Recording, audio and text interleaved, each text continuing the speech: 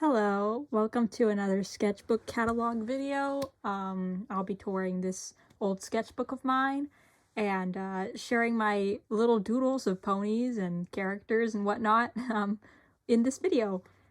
I need a preface beforehand though, real quick. I don't know if this is a trigger warning. It's more like a content warning in general. The end of this particular sketchbook, I have it very clearly in my memory. This sketchbook here gets kind of depressing near the end. It goes through personal struggle and huge loss and grief that I dealt with during that time. It has to do with someone I care about passing away.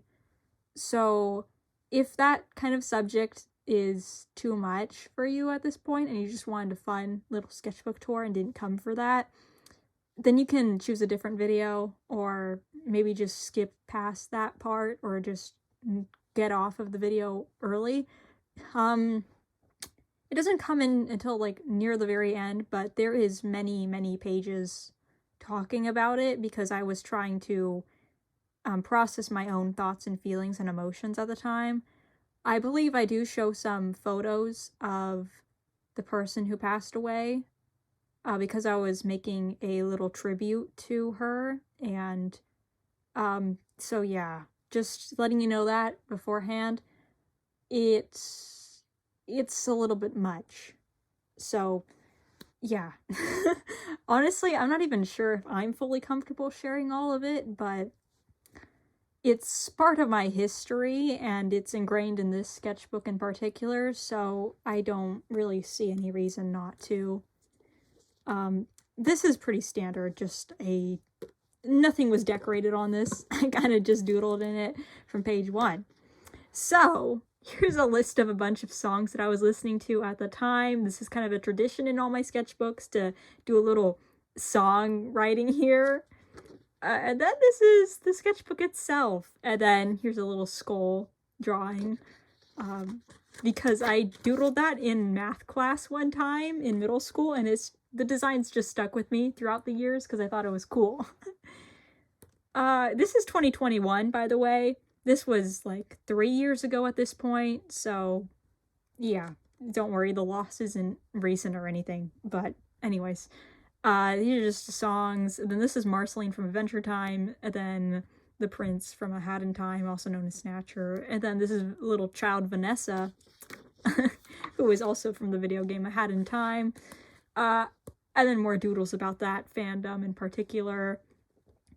And here's Pinkie Pie from My Little Pony. Positive vibes. That's cute. I don't know why her neck looks so long. Maybe it's just that I drew her hair short here. I don't know. Looks a little strange, but it's cute. So I guess that's something. Oh, here's Foggy, who is just a silly little triangle Bill Cipher looking character I created in 4th grade. She sticks around sometimes just because. I was trying to come up with my own original backstory for Queen Vanessa, once again from the video game A Hat in Time. This is more just like fan fiction or fan canon, not canon, head canon. Thank you. I can't think of words right now, but yeah, it's more just like writing random things. Oh, I was watching Psych2Go's YouTube videos about depression. Wow, crazy foreshadowing for the rest of my life, eh? Just kidding. But yeah, I just project a lot on his character. That sucks. Poor man. I really don't give these characters a break. I just keep bombarding them with personal turmoil and internal conflicts that need to be resolved. I mean, what is a story if not with conflict? All good stories come with conflict one way or another. So there you have. They shouldn't see that ahead of time. What am I saying again? Sorry, that distracted me. Anyways, I was doodling again and writing. I should have prefaced as well that this comes with a lot of writing. These sketchbooks during this time period, more like personal journals and ideas and, yeah, writing. I'm not really one to go out with the drawing. Most of my drawings are just doodles. They never really go into full-blown illustrations or colored drawings. Yeah, it's not all that impressive. But hey, hopefully some of it still looks alright. Like this! Look at this boy with his 2 thumbs up. That's my character Xander. He's a zombie Frankenstein creature. They're called the RIP gang. Here's another character from it, Danielle. I was trying to draw their face consistently, which was clearly failing there. Yeah. I think I drew this while I was at school. If I remember correctly, one of my friends was like, "What you drawing?" And I was like, "Oh, these characters are mine." And then I explained the story to them. But that's besides the point. There's more. What is this? Perish now, idiots. This is Flowey from Undertale. This is a reference to the little stupid comics me and one of my friends made many years ago. And then this is just Snatcher being confused by the absurdity of this page. Yeah. I don't know what's going on here. Extroverts, not many. Most of the characters I write or come up with are pretty much introverts. But there are exceptions, and some of them are ambiverts. So there you have it. I just write what's most close to me, okay? Or I just go off of what ideas sound the most intriguing at the moment. This is just more writing about my characters, and this is more writing about the story me and my cousin were making with said characters. We had this... is this what we were doing? I can't tell if this is just me coming up with ideas for the story that we were creating, or if it's actual plot elements in the actual story. I don't know. Sometimes when you write so much, everything just gets jumbled, and you forget where you began and where you ended, like this. How do I go about writing and, like, talking about this? I don't know where to begin talking about. So we're just gonna leave it at that, and you can just see the doodles encompassed by tons of words. Oh my goodness. Here's more songs. I think, yeah, these are songs. Just gotta double check that. You never know. Oh, and then this is the meme with Yzma from The Emperor's New Groove. Oh, and then this is another meme, this time with Hades from Hercules. Shout out to old Disney movies.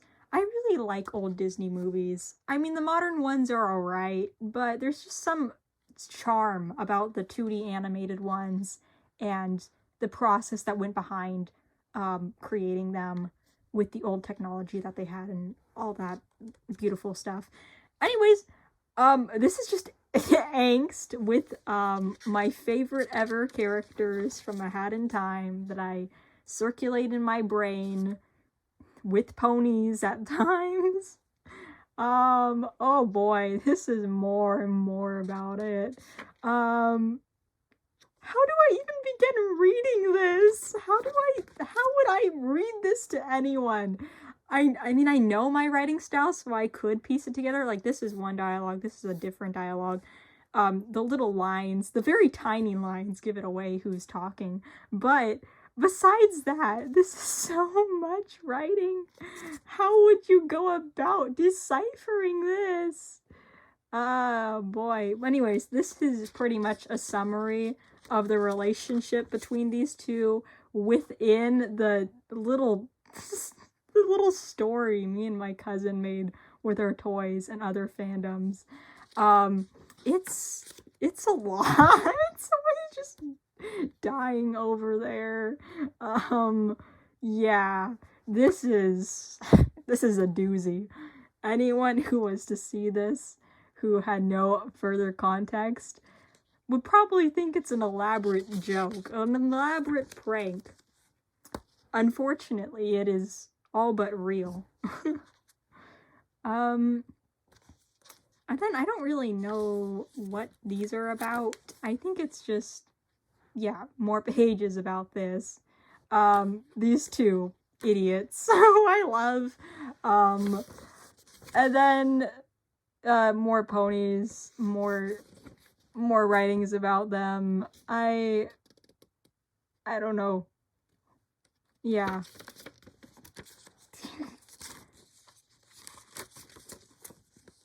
Sorry, I feel like the whole point of a sketchbook tour is to sketchbook tour. You're supposed to explain everything that's happening. But do I want to is the main question here. Oh gosh. Great, they're flirting now. Great, they're flirting. We don't need to get into that. See? Am I meant to explain this? Why? Why would I do that to myself? Why would I embarrass myself like that? I'm already an open book as it is, figuratively and literally speaking. Why would I go into detail with it all, you know? Here's a pony again. More writing. Yeah, this is just a reoccurring pattern. Once you see the pattern, it just kind of keeps going. Oh, great. We have an asexual joke. Because I am on the ace spectrum. And I had canon him to be on the ace spectrum as well. So, they're just helping each other do laundry, and it's wholesome. What is this? I keep going into these writings, and this is so much. I'm so sorry. I shouldn't even title this a sketchbook tour. You know what? Just for your guys' sake who are enduring this... Enduring? Yeah, enduring. Enduring this with me. I'm just gonna not title this video a sketchbook tour. I'm just gonna be like, this is a journal. Because, by golly, is it a journal of some kind? But actually, this is something I can talk about a little bit.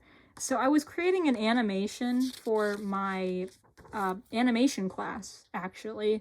And in the story, I didn't really have much lore to it. It's just like this wing character, this girl with wings, and then she has a little sister with wings, and the little sister is molting. It's like a condition that she has, which makes it harder for her to fly around, and then the older sister is trying to find a cure for it. However, they are both outlawed, because the other citizens have strict rules enforced. I forget what the preciseness of it is, but there is going to be a guard in the animation that tries to arrest the older sister. And then this was going to be the guard. So I was creating a little backstory for the guard because I felt like world building a little bit. So this guard is trans man. And then he is just kind of like there in the animation. I never posted the animation anywhere, but it was a project for the, I don't know if it was the finals project we had, but it was up there because it took a long time to put together. And then this is a song with an angsty Chara drawing of Undertale. It's kind of cool looking though. Although a little edgy and excessively dark and stuff, it's kind of cool. And then this is Ivy, my character in the rain. And then the same... Is this not the same song, Happy Pills?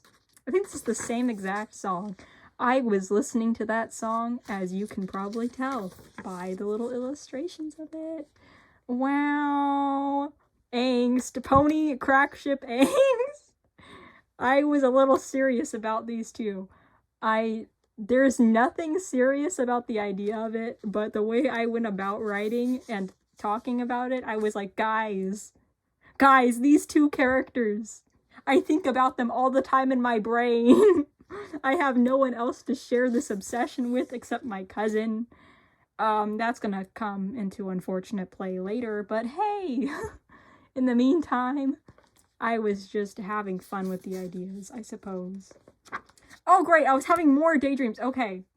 I think this further solidifies the fact that all of this, this obsession with the characters and the story, that me and my cousin put together, that is, I think I was immersive daydreaming at the time. Immersive daydreaming is essentially an amplified version of daydreaming. It's kind of like, what is the other one called? Because there's immersive and then there's maladaptive.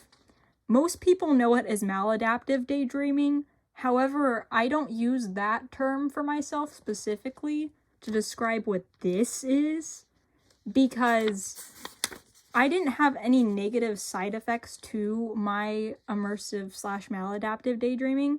Usually when people use the term maladaptive to describe it, it has to do with there being amplified negative side effects caused by the daydreaming, like being inattentive to work and putting it off because all you can think about is wanting to daydream more and more.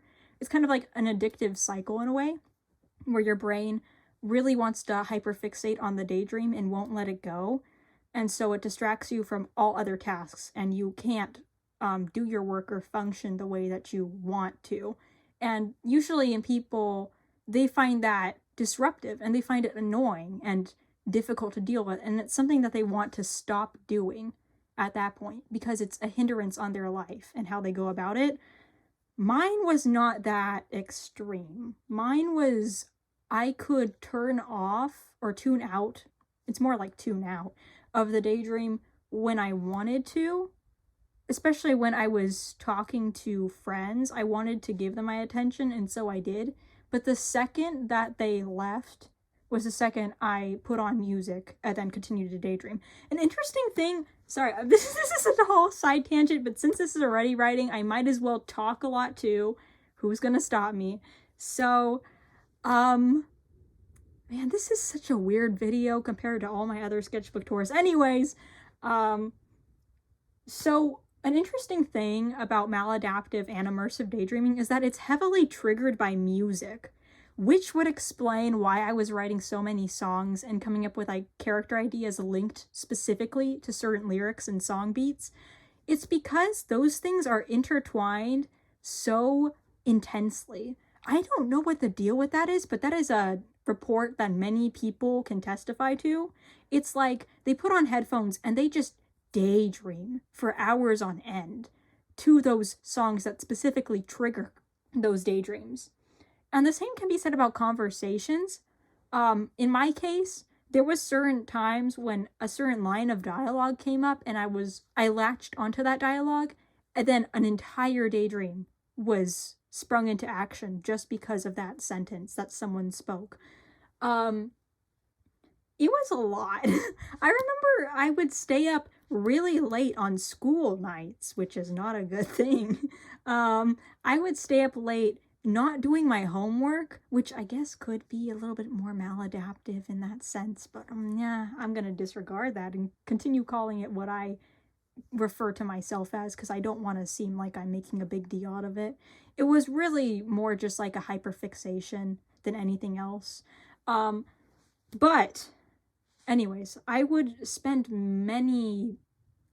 it wasn't many hours, but it was like a solid amount of time back to back, just typing out on my iPad, typing out pages upon pages upon pages, essentially just like this. I would type pages upon pages in a Google document or in my notes app about these immersive daydreams that I had of these characters. And it would be in very specific details too. I would go about writing the specific dialogue that I catched onto or the mannerisms. There was facial expressions, there was body movement, there was like tone changes, there was settings. There was an entire lore synopsis that tied together, and there was foreshadowing in some of it too. It was detailed. It was thorough. It was like watching an actual cartoon show in front of you. That's how intense those daydreams get. Because when some people daydream, it's just like them talking to themselves in a way. when some people daydream, it's more just like they're thinking of past events and reliving moments in their life. Like in the past, you might reflect on when you were a little child growing up and what you did with your like brother or sister and so on and so forth. These are more like plot elements and characters and all these different aspects combined into one thing that just keeps going on and on until you decide to tune out of it. And that's what makes it, you know, immersive daydreaming and maladaptive daydreaming. Anyways, I just like to talk about it because it's not talked about enough, in my opinion, and I find it super fascinating to discuss. And I lost that ability. I think if this is 2021, then I lost it in sometime around 2022, or later on in 2021. I don't know why I lost it exactly. I guess my hyperfixation just died down, which is crazy because I've never had a hyperfixation that strong before. And I consider myself neurotypical, so I don't usually have hyperfixations, period. But it was an interesting time, is all I'm gonna say. Long, lengthy explanation about stuff like that aside, here's just more doodles and sillies about my characters and Flowey and Snatcher, I guess. Whoop-de-doodly-doo, depression's coming through. So real, so true. Yeah, it was more just like just silly things that I would doodle.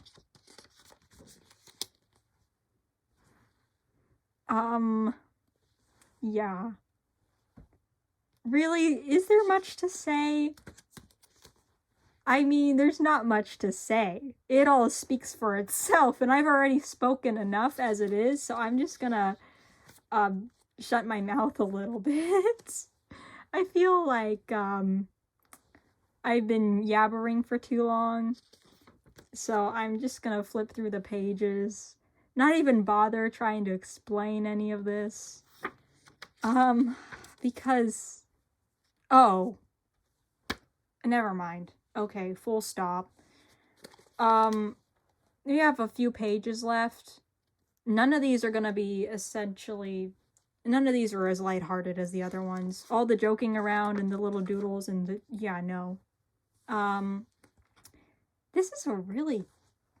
such a strange sketchbook, and I guess that's why it sticks out so much to me compared to my others. Not only does it have a very bright blue binder, which already makes it stick out from the rest I have, but the sheer amount of just everything that's gone on here so far is so... it's strange, you know? But, all that aside, this is when my cousin passed away. Yeah. So, I drew a bit of vent art. It's not, like, really detailed or anything, but I guess that's what you've expected from it anyways. I was going more about just, like, how I perceived the loss and what that would mean for my future, and also just... It was sudden. It was incredibly sudden news. No one saw it coming. And then these are photos of her and me. I guess face reveal. Wow. That's tiny me there. And then that was my cousin, Quincy. We would meet up and do these pony games and whatever. But that was her. And, sorry, this paper keeps slipping out.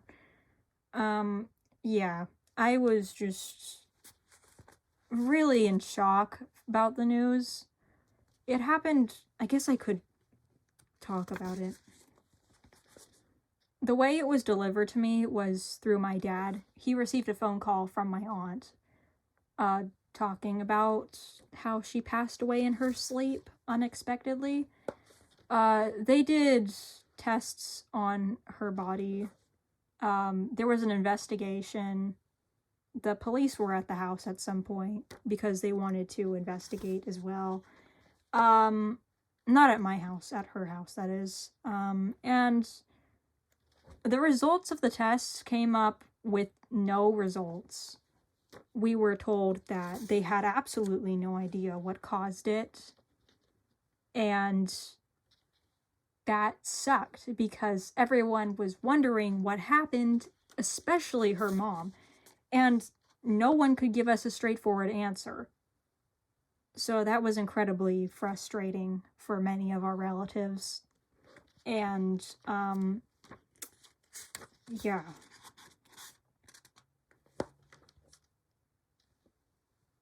I received the news while I was in school that day. I had to pretty much put a pause on my entire learning that day because I couldn't be there mentally. There was a small break. This was while we were still on Zoom. This was all online learning. I was finishing up my, what is it, science class or something? And then my dad told me. And then I had to go into physical education on Zoom. But I told the teacher that I was not going to have my camera on. And I just sat and cried for the entire class period. So here's a bunch of songs. I guess these were comfort songs / vent songs. As I said, my mind was incredibly gripped by songs at this point as a coping mechanism. So that's what that is. I believe my immersive daydreaming got worse after this point, which would make sense. But yeah. Here we have it, daydreaming about a certain comfort character. I don't think I was doing all that mentally well, which is to be expected given the circumstances. I do remember this daydream pretty vividly as well.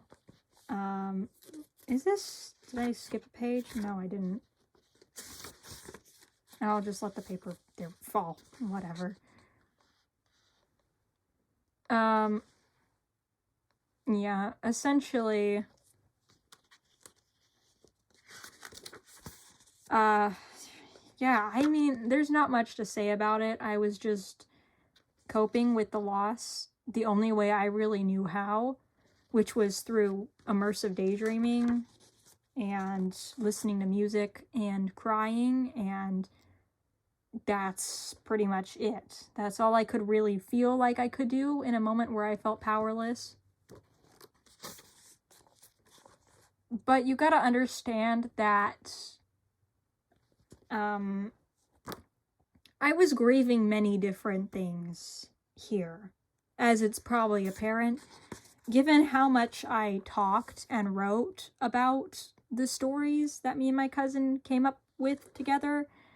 It's no secret that I valued our friendship very closely. She was like an older sister to me, since we spent a lot of our childhood together, as the pictures you saw would indicate.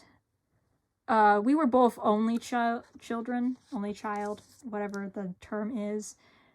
We didn't have any siblings growing up, so we were each other's siblings for a long while.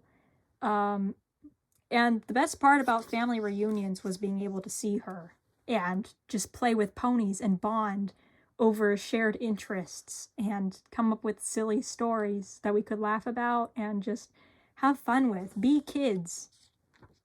And seeing how that was so ingrained in my childhood, losing her was essentially losing what was left of my childhood and what was left of the ability to be creative and fun and not worry about how other people perceived me or judged me for those things.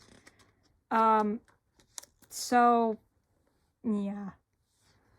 But anyways, she was a wonderful person, and I still think about her sometimes. And then this is just like a little scrapbook page with her photo. One of the last times I saw her in person during that time. We went to the zoo together on that day, I believe. But anyways, here's just some digital art things that I had. But then these are loose papers. I don't really know if any of these are significant that much. I guess I could bring them out. But first things first. This is part of the rest of the vent art that I was doing when dealing with the loss. This is just my doodle Sona, and then of course comfort character, slight comfort character being Foggy, since she was one of my oldest original characters, and then characters from the Equestrian My Little Pony toy roleplay story, because that was my current hyperfixation. And then this is a song from Adventure Time. Yeah. I remember this song hit me like a ton of bricks when I listened to it during my grieving time. The lyrics, they just, they explained more than drawings and illustrations could ever, really. And then this is just me, once again, dealing with the loss in the ways that I knew how to process it at the time. And then, once again, with that, just kind of doodles to songs. I mean, I told you that this ending of the sketchbook was quite, devastating, tragic, unexpected. Yeah. Why am I trying to shove it in there? It's not gonna fit. Then this is just art beforehand, or whenever this is, to a Hamilton song. My cousin really loved Hamilton. Just side note, she's the one who introduced me to the songs, actually. And then we would watch the animations online of all the people making their own Hamilton things. We'd also watch the My Little Pony versions, because we both like My Little Pony, obviously. So yeah, I think about her sometimes when I listen to Hamilton, oddly enough. And then this is the this is the second time that I drew my RIP characters, being zombie, mummy, vampire, ghost, and skeleton. And I drew this in Notability, and then I printed it out. I was trying to figure out their color schemes and stuff. And then these are just more little funny, silly doodles and songs. more songs. Really. I mean, this is a Shrek drawing. I was just being silly with these.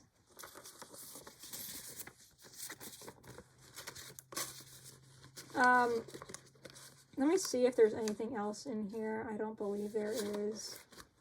There's just these, but I don't think they're all too significant. This was for the animation project that I mentioned for my class, with the girl with wings. Yeah. I mean, I was just getting notes on it. And these are the story beats that I was gonna draw out, and did eventually draw out in an animation format. So yeah. Well, there you have it, folks. It is not a pleasant sketchbook all that much. It just kind of showcases where I was during that point in my life and what got me to that point. And yeah. I could go into more detail about it, but seeing as how much I was writing and daydreaming at that point, I think, yeah, it's all there. All the materials to piece together the specifics of it if you want to, although I don't think anyone really would want to go over that stuff too much. Thank you for watching. Thank you for being patient with me during all of this rambling and stuff. So, hope you're having an okay day, and just keep in there, guys. You're doing great, and I just hope that every day brings forth a new sense of joy. Okay, bye.